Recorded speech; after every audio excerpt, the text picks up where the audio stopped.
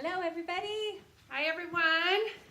So we're here in the classroom today, and we're going to go over the Cowboy Dressage Challenge Court, and then we'll go through the test. And this has always been a really good way for us to memorize the court and to help memorize the test. And we don't really memorize. We just want to know the test. We don't totally memorize the test, but to be familiar with the test, because we do have collars, which is a little different than classical dressage. We have collars at all levels, and that can help us get through here. But we use the whiteboard, and we carry around a smaller one when we go to the shows. And we, in the beginning, we made ourselves write out these letters and try to memorize where these letters are. Unfortunately, they're random. They don't make any sense. So you really do have to memorize them and come up with little rhymes or mnemonics or something that makes sense to you so that you can learn them. So. There is a history behind this, but we'll let you guys research why they have the letters that they do, because it is kind of interesting for that. So, one of the things that we're going to do before we get started here on going through the test is talk about this whole thing is on a grid. So David, you want to explain that? So the grid, I'll show you the picture that they give us first of 10 and 20 meter circles, and you can find this for yourself on cowboydressageworld.com. They have all of these cool drawings out there. You can see the grid. It's an imaginary grid that falls between each of the letters, both up and down the court, and then the width of the court. And so sometimes that really helps people to understand how the whole court lays out and how you can find your 10 and 20 meter circles. So there's 5 meters between each of these letters and cones, both the length of the arena and the width of the arena. So if you think about this is a 10 meter circle. So if you just count 5, 10, then you know that this is the farthest point that you would go on this side of the 10 meter. And if you count 5, 10 this way, then you know you're not going to cross center line with your 10 meter. So that creates your 10 meter touch points when you add your letters on the other 2 sides. So all of your circles basically have 4 touch points. So we have one here at H, one here at Q, and then we have our center line, which we'll call G, and then right over here is our other touch point. Then if you look at this 20 meter circle, again, we're going to count our 20 meters off. So we have 5, 10, 15, 20, and that puts our touch points here at E and B for this side, and then center line between S and R and V and P for this side. And so you know then that we're going to use the entire width of the arena to create a 20 meter circle. So if you just think about that grid, if you can kind of visualize it, you can see that we can put this 20 meter circle. We could start it at V or P, we could start it at R or S, and then we have multiple 10 meter circles available to us all the way down the court. All right, so yeah, that's very helpful to kind of see this in a grid. So what about like the touch points on a 10 meter circle here, David Lee? So let's just think about, let's say we want to do a 10 meter circle here in this corner. So we're going to call our 10 meter circle at F. So we have a touch point at F. That's our starting point. And then we're going to count our 5, 10. So we know we have a touch point here at N. And then we're going to have a touch point over here. So we have A and this line between F and K. So we have a touch point here, So the grid, the horizontal line, Mhm. and the vertical line, that's where it intersects. Yeah, if you just kind of think about this line here between F and K, and then this line here, it'd be between C and A, and that's our intersection for that touch point. And then we haven't one more, right? Because we haven't quite got to our 4 yet. So we're looking at V and P and Y and N.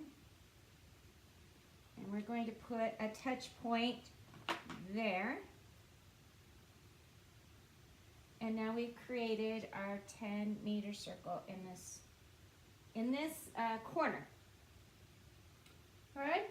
So when we're writing this, what's helpful? So if I'm doing a circle to the left, what is very helpful is to think about my right leg not going beyond V, my right leg not going beyond A, my right leg getting over N and getting over F. And that's the way we write our as perfect as we can circles. And just as a caveat, our circles are not going to look perfect because unfortunately my drawing is not perfect. This is supposed to be round.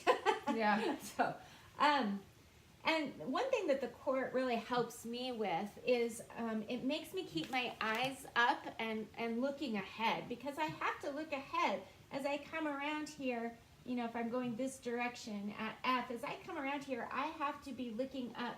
I'm looking for my Y and my V, and then I'm having to look up. I'm looking for my K and my A, and then I'm looking for my N. So it really helps my equitation a lot in that way. That's right.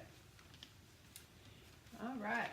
Then we have some imaginary letters that run up through the middle of the court. And some of the tests will tell you maybe just stop and back or stop and salute at some of these letters. So the way we've been taught to remember these letters is, remember, Eitan's the father of cowboy dressage, so somebody came up with this clever thing. All dogs love ate in Grass Valley.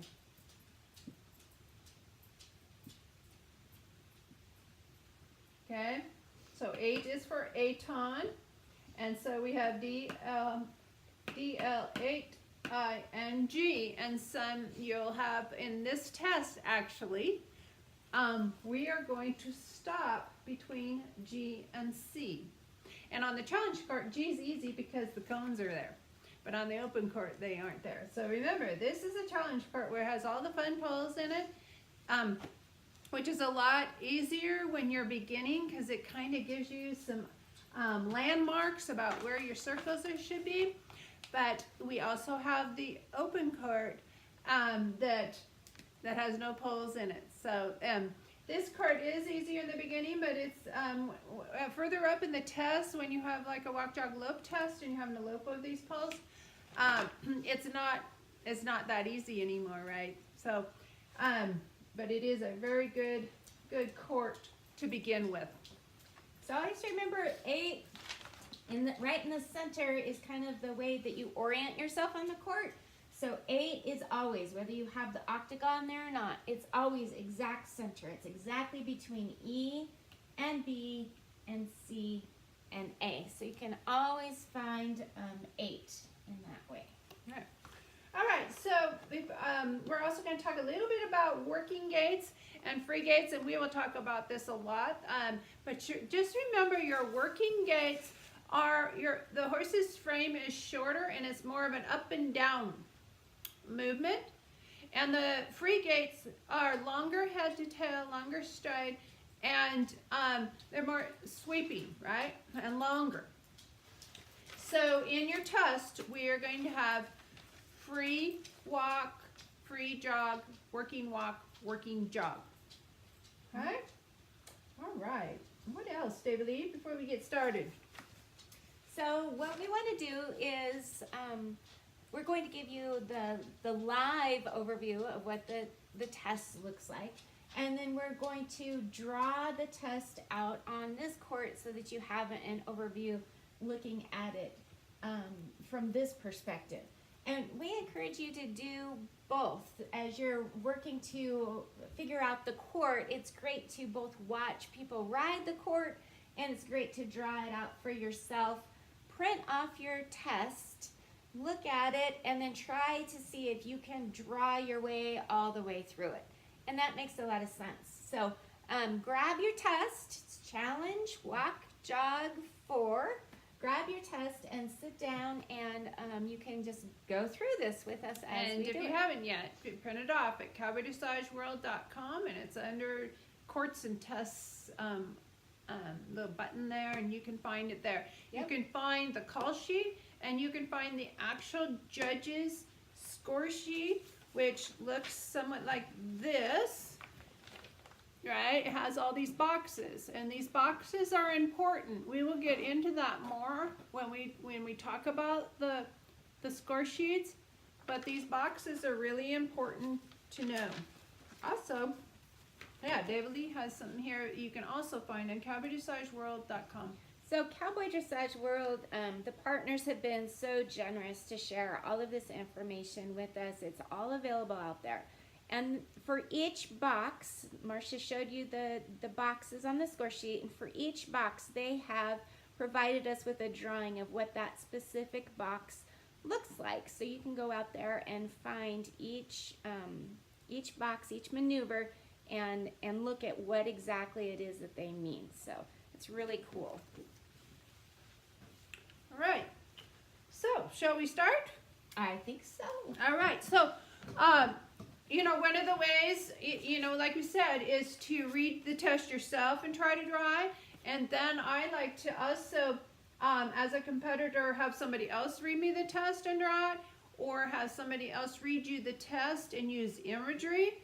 Like you're going to close your eyes and you're going to feel every cue and prepare every cue, and you're breathing and seeing or feeling yourself ride on the court. This is more seeing yourself, right? But the imagery is feeling yourself ride. So those are just some tips, some performance coaching tips that are really beneficial that we've used. All right, so as a caller, the bell's going to ring, and then I'm the caller. I can start. The rider will have 45 seconds to get into the arena. But as a caller, I'm going to say, David Lee Minden, challenge, walk, jog, test number 4. At A, push away gate, left or right hand, hang up rope, do not close. Enter, working, jog through the box. So, and we talk about this in our other videos, but you enter from behind A so that you can be very straight. Your test does not actually start until you put a hand on the gate. So we're going to open my gate. So as a caller, I'm trying to stay ahead of her, but not too far ahead of her. And I don't want to give her too many things to put into her head before she executes. And I'm going to try to be real rhythmic with my tone and my voice so that it can help her. We recommend that you find a caller and practice with them if you can. Every rider has a little bit different way that they like a test called. And so you guys can, if you have a chance to play with this and get your own callers or trade calling with each other, you can really get a feel for what the rider needs and what's going to be most helpful. We got a funny story. So just what you're going to see on a lot of these letters, I'm going to put a word with them, right? Because when you get out here, your E, your C, your B, your V, all that sounds the same. So we need to put a word with our letter. And what I recommend is you get your word and you stick with your word. And don't get creative while somebody else is writing to change your words up. This happened with one of our friends, and so in the middle of the test, everybody just starts laughing. I just started cracking up. Including her, and then she couldn't read the test She just anymore. quit writing and started laughing. a definite rhythm to it, and so it will actually throw your writer off if you change something on them in the middle of the test. We also recommend that you try not to do the cat in the hat method. It's really easy to do, you guys, where you want to have C cat, M mat, R rat, H hat, S sap. But after a while, it all starts sounding exactly the same, and nobody can tell what you're talking about. So try to avoid the cat in the hat method and come up with some different words for the letters. All right, so we are to enter working jog jogging through the box, and this is called the box. This octagon is the box. And I am preparing, I'm looking at C and jogging over my poles. Between G and C, stop. So I have to go past G and stop. And salute. I'm going to salute. Back through cones. Back. Proceed, working jog. Okay, so a little tip here is to back far enough that you can ask for a shoulder forward and get your bend before G, because she's not going to ride to C, she's going to ride with a 10-meter bend. So we're going to start, because that's our touch point. Right there at G is our touch point. We also have to establish a working jog from the back, so give yourself enough room. So, and with cowboy dressage, you know, what you would get your most points in is when you're backing, you don't stop and wait. Unless your horse is anxious, you take care of your horse and your partnership comes first. But if everything's going well, you want to stop and start without any hesitation, right? You're backing and then you're starting. It's flowy and smooth. For those of us that have been with us a while, we call that the slingshot. Mm-hmm. All right, so we're going to salute, back through cones, proceed working jog. At C, turn right. At M as in Mary, stop. Back through cones to Y. And what you see is she's backing right over the curve that she went in there. We need to back with bend. And we do a lot of training with teaching a horse to back with bend. It just doesn't come real naturally, so we got to really prep with our training on that. Okay, now this is a tough one, right? So we're going from a stop to a free jog, okay? So it said proceed free jog at R, 20-meter circle right, free jog through the box. Okay, so we have to have some balance here, getting through the box. Back to S. Okay, I stay, this time on this side, I stay on my 20-meter bend, which means I don't go through the cones, because the cones are at a 10-meter bend. So I've got to stay to the inside of this cone right here. And then my circle ends at R because it started at R. And about this time, she's wondering where she's going to be going next. So I need to say continue to B as in boy. Okay, and then I stay on the inside of the cones here too because I'm still on my 20-meter circle. I get back to R and my collar has told me I'm going to continue straight down. At B, 10-meter circle right, working walk through the box. So we're going from a free jog to a working walk, which is quite advanced, you guys. So we need to have a lot of seat control on our horse to bring him down to a walk right there. And collars, that happens really fast, so you have to really get that in early so they have plenty of prep time. It's not easy. Okay, so she has her 10-meter circle right. At B as in boy, working jog. Continue to P as in Paul. At P, 20-meter circle right, free jog. So this is a quick one right here too. Mm-hmm. And that's why callers and riders, you know, sometimes we'll read a test and think, oh, it's not that big a deal. You get your collar out there and you start riding this thing and things are, I don't know, much more real, I guess you'd say. You'll find things that might not be aware of by just reading the test. So on this 20-meter, it starts at P, so I've got a touch point P, a touch point A. Now A is set back, right? to allow us to enter the court in the beginning. So I have an imaginary touch point right there at the gate that I'm hitting for A. My next touch point is V. Again, I don't want to get into these 10-meter corners. I'm on a 20-meter bend. So I go V, then I go 8. Again, that's the middle of our arena. And then back. And about here, I'm going to say continue to A as an apple. So I finish my 20-meter back to P where I At started. A, turn down center line. Okay, now I'm off my 20-meter bend. This is tricky. Yep, I've got to get into this 10-meter corner. So I'm going to hit F and N with my leg. What was it? And continue, go down center line. Oh, so then we've got another tricky thing, right? And we're in a free jog. Yeah, we're in a free jog. So we have free jog 10-meter bend twice because this is also a 10-meter bend onto our center line, and our touch point is imaginary between K and F, so it would be called D. I have an imaginary letter D. So I'm going to hit D.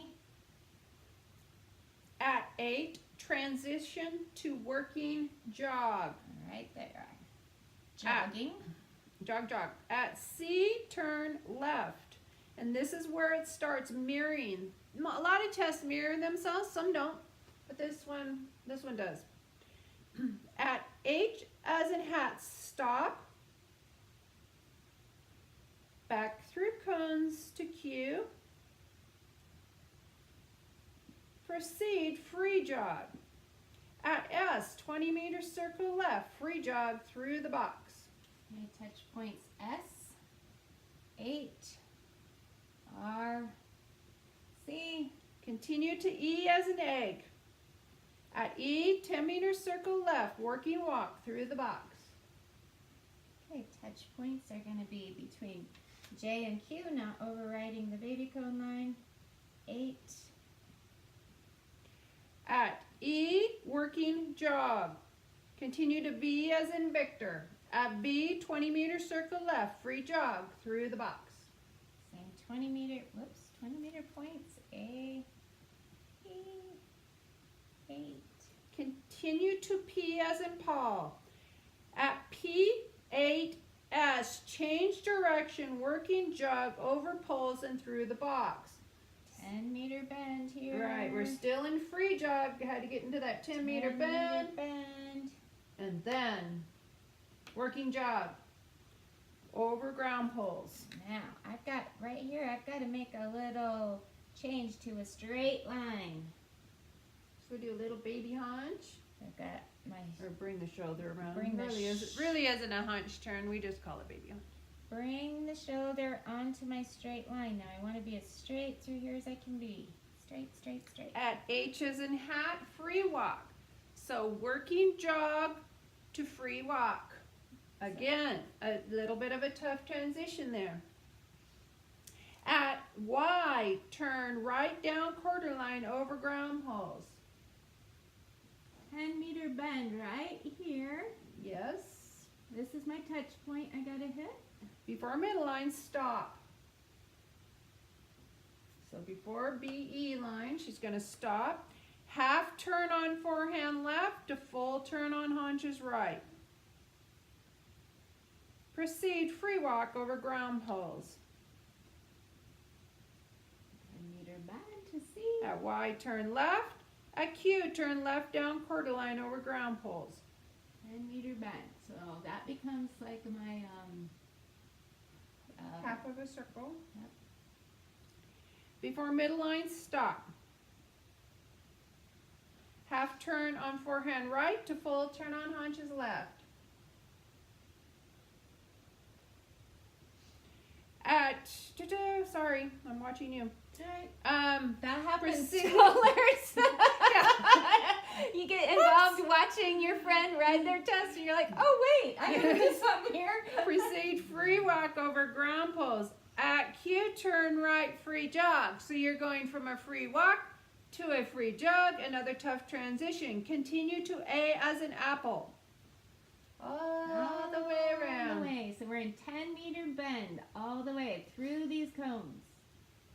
At A, turn down center line, working jog. Here we come to our center line again over here. And there's a little touch point right there, and that's where she's going to do her working jog. At 8, stop in the box. Salute. And that is it, my friends. And again, I think we've said this a number of times already. This is not the test that we would recommend somebody just starting cowboy dressage would pick. But we do want to show people that are just getting into cowboy dressage how many things we get to do on the challenge court. So this is why we chose this test. We will be breaking all these components down. And so those of you that are in the inner circle, we want you to just do the components that work for the tests that you guys are already going to be showing in. No need to do anything different. You guys stay on course. If you don't know what our inner circle is, we have an inner circle coaching program of some folks that will be joining you into the challenge. And so they are already going to be showing this year in cowboy dressage, so they have all their tests chosen already. So we don't want to throw them off.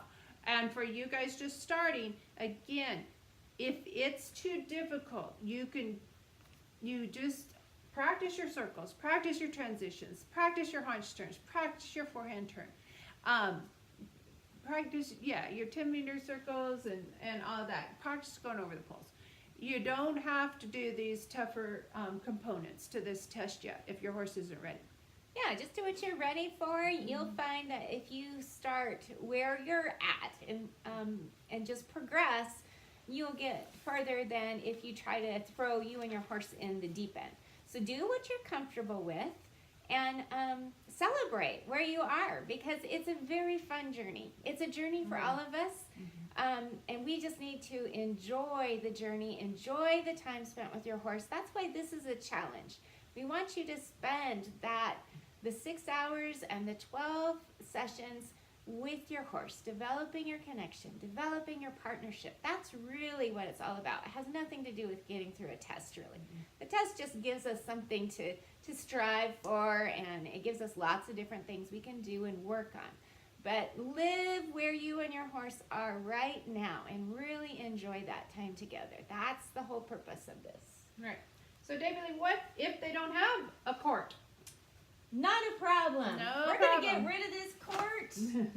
You don't have it, then we don't need it either. We're going to show you a way to get things done without this court. Although it's really easy to get a court, go to Walmart, buy the little bitty, what are they? They're not very expensive. No, trash cans. They're little white trash cans. Some people get them at dollar store. Yep. Get your fat Sharpie and build yourself a court. Put some letters on it. It's really easy and cheap to do if you do want one.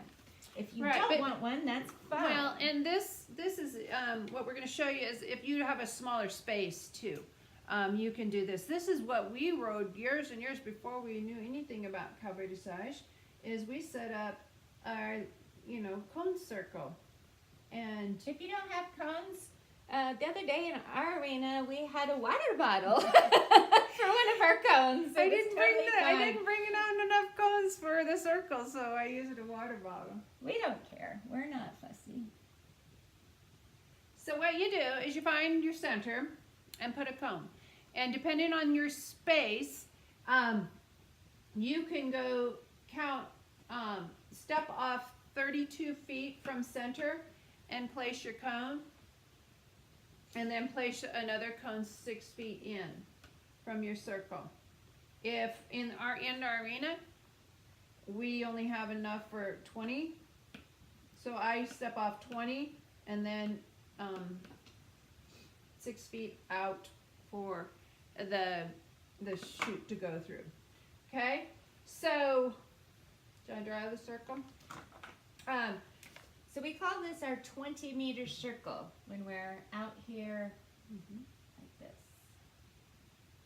So she's getting her foot over the cone. Right, there's the 20 meter or close to it, whatever you come up with. Right, right, that's Not good. very round, but it is what it is. And then we can write a 10-meter circle, Mhm. right? So, and like we like to do, we like to kind of have different color cones. And then we say to ourselves, at purple cone, 10-meter circle left. Okay. All right. And then we want to reverse. So what about a 10-meter serpentine? So she'll go make a half a 10-meter circle one way. I'm trying to get this right so I can. If I get out here far enough, then I don't have to. And then she's going to create new bend. Goodness. And then change directions to the new direction. Alright, so that is what you can play around with. If you do not have the space or you do not have a court yet, just set yourself up some cones and start playing with it. On this thing, you could even put some cones further in, and you can have different tracks if you wanted to play with that. You know, come from track, you know, the inside track, and push your horse to the outside track with bend. So you That's a could, good exercise. you could put, instead of your leg over the outside cone, you could have your leg over the inside cone. That would be a different track, right? And then if you wanted to create another circle where you were maintaining your space between this cone and this cone. And then we also do a lot of testing ourselves to make sure our timing and things are right. So we will say, so at this set of cones, maybe they're purple cones, at purple cones, working jog. And then at pink cones, working walk. And we see if we can do it exactly when our foot hits the cones. And then we'll say at the next set of cones, stop. So we want to stop with our feet exactly over the cone. So you're kind of just calling out a test to yourself, right? All right. So no cord is no problem. Drink yourself 2, 4, 6, 8, 9 bottles of water and set them up somewhere. All right. I think that's all we have. Again, we're going to break this test down into components, and we will try to give all of you, you know, different learning styles like to see things differently. So we try to write things out. We try to use pictures. We try to use video. We try to talk. And so, you know, hopefully that, you know, that it will resonate with you guys. And if you have any questions, please ask. If we don't get them answered, we are saving them for our Facebook Live, because some questions require us to, it's just too long to write. So we'll talk about it. Again, we're coming to you, we're trainers, and we're clinicians, we're judges, and we are competitors. So we hope to give you a perspective from each of those. And we're very excited to have you guys, and we'll probably cut this video off now, David Lee? Yep, All right. Thanks, everyone. we're excited Bye. to get started.